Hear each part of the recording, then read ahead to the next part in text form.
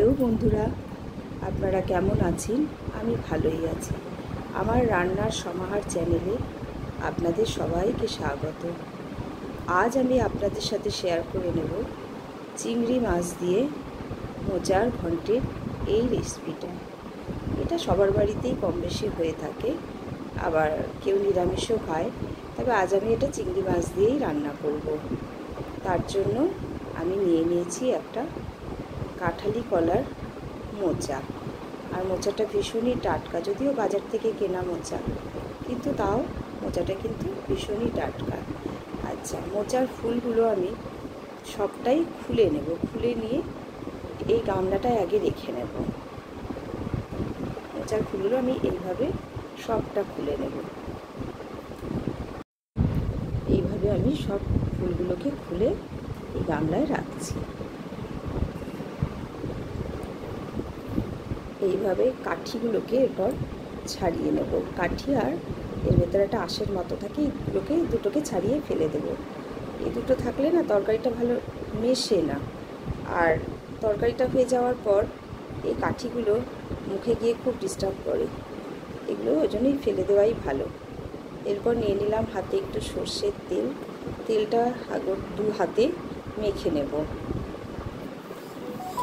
তাহলে কি হবে, মোচার মধ্যে যে আঠা আঠা ভাবটা থাকে সেটা কাটার সময় আমার হাতে জড়িয়ে যাবে না। আর তেলটা মেখে না নিলে কি হয়, ভীষণ হাতেও জড়িয়ে যায় আর বটিতেও জড়িয়ে যায়। বন্ধুরা, আমি কিন্তু বটিটাতেও একটু তেল মাখিয়ে নিয়েছি, তাহলে বটিতেও জড়িয়ে যাবে না। আমি মোচা কাটার সময় হাত বা বটি দুটোতেই তেল মাখিয়ে নিই একটু। এইভাবে সমস্ত মোচাটাকে আমি একদম কুচি কুচি করে কেটে নেব। এইভাবে কেটে নেব, তাহলে মোচাটা রান্না করার সময় ভালো মেশে। সবটাই এইভাবে কেটে নিলাম। ওটা মোচাটাই আমার কাটা হয়ে গেল। এবারে আমি এটাকে ধুয়ে নেব। ধুয়ে নিয়ে ঝুড়িতে জল ঝরতে দেব। এবারে ঝুড়ির জল ঝরে গেছে, আমি এটাকে প্রেশার কুকারের মধ্যে দিয়ে দিলাম। তা সবটাই প্রেশার কুকারের মধ্যে দিয়ে দেব। দেওয়া হয়ে গেল। এবার দেব এটাতে জল। খুব বেশি জল দেওয়ার প্রয়োজন নেই, অল্প একটু জল দিলেই হবে। অল্প একটু জল দিয়ে নিলাম।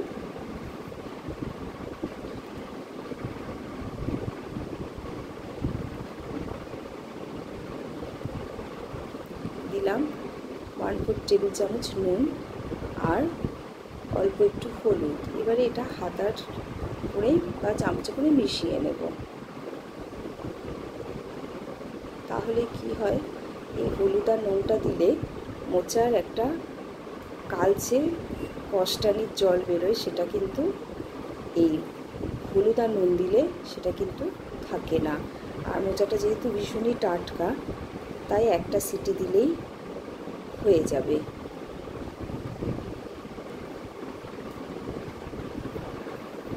এবার এই প্রেশার কুকারটা খুলে আমি এই মোচাগুলোকে ঝুড়িতে ঢেলে নিয়ে একটুখানি জল দিয়ে ধুয়ে নেব। আর চিংড়ি মাছগুলো নুন হলুদ মাখিয়ে রেখে দেব। কিছুক্ষণ রেখে দিলে চিংড়ি মাছে নুন হলুদ মাখানো অবস্থা, তাহলে না এই চিংড়ি মাছের যে একটু জল থাকে সেটা একদমই থাকে না, ঝরে যায়। কিছুক্ষণ এটা রেখে দিল। এরপরে মোচাগুলো হাতের সাহায্যে একটু চটকে ভেঙে মিশিয়ে নেব, কারণ মোচাটা কাটা হয়েছে ফাইন করে, কিন্তু তবুও চটকে নিলাম হাতে। এবারে চিংড়ি মাছগুলো আমি ভেজে নেব। ভেজে তুলে নিলাম। চিংড়ি মাছ খুব বেশি ভাজি না, তাহলে একটু শক্ত আর হয়ে গেলে শক্ত হয়েও যায়, আর খেতে খুব একটা ভালো লাগে না বেশি চিংড়ি মাছ ভাজা হয়ে গেলে। এইভাবে আমি সব চিংড়ি মাছগুলো তুলে নিলাম। আর তেলের মধ্যে দিয়ে দেবো জিরে আর তেজপাতা। আর দুটো মিডিয়াম সাইজের আলুকে টুকরো টুকরো করে কেটে নিয়েছি। দিলাম 4টে চেরা কাঁচা লঙ্কা। পোস্তর থেকে আলুগুলো আর একটু ছোটো সাইজের করে কাটলে, যেহেতু মোচাটা খুবই ছোট ছোট করে কাটা তো, তাহলে মেশে ভালো, ওই জন্য আমি একটু পোস্তর থেকে ছোটো সাইজের করে কেটে নিয়েছি। একটু আলুটা বেশি একটু ভাজা হতে দিলে সুবিধে হয়, তাহলে আলুটা সেদ্ধ হয় ভালো। আলুটা দেখুন ভাজা হয়ে গেছে, এর মধ্যে দিলাম নুন, ধনের গুঁড়ো, আমি এখানে 1.5 চামচের মতো ধনের গুঁড়ো নিয়েছি, হলুদ নিয়েছি, আর লাল লঙ্কার গুঁড়ো নিয়েছি। আমি জিরের গুঁড়ো মোচাতে দিই না। আর নিয়েছি আদা বাটা। হ্যাঁ, এরপরে দেবো একটু জল, মশলাটা সাতলানো মতন জল দিলাম, মশলাটা সাতলানো দিলাম 2 চামচ চিনি, তাতে মশলাটা সাতলানোর সময় রং এবং স্বাদ দুটোই খুব ভালো হবে চিনিটা দেওয়ার জন্য। এবারে চিংড়ি মাছগুলোকে দিয়ে দেব, এটা কিছুক্ষণ মিনিট 3 মতন কষিয়ে দিয়ে দেব মোচাটা আমি একদম সেদ্ধ হওয়ার পরেও জল মানে কচলে হাতে করে চটকে নিয়ে সেটাকেও আবার জলটাকে পুরো নিংড়ে বার করে একদম পুরো ডেলা ডেলা পাকিয়ে রেখেছিলাম, সেই ডেলাগুলো দেখুন বন্ধুরা ভেঙে ফেলছি। এইভাবে মিনিট 3 কষানো হলেই আমার হয়ে যাবে মোচার তরকারিটা কমপ্লিট হয়ে যাবে। আর এই শুকনো ভাবটাকে দূর করার জন্য আমি একটু সামান্য জল ব্যবহার করব, কারণ মোচাও সেদ্ধ হয়ে গেছে, আলুও সেদ্ধ হয়ে গেছে, বেশি জলের প্রয়োজন নেই। হ্যাঁ, শুধুমাত্র তরকারিটা মিশতে যতটুকু জলের প্রয়োজন। হয়ে গেছে বন্ধুরা আমার মোচার তরকারি। এবার মোচার ঘন্ট বা মোচার তরকারি যাই হোক, এবার আমি এটাকে প্লেটে তুলে নেব। আর একটু জলটা মরে এলেই এটা প্লেটে আমি তুলে নেব। হয়ে গেছে দেখুন, একদম সুন্দর হয়ে গেছে মোচাটা।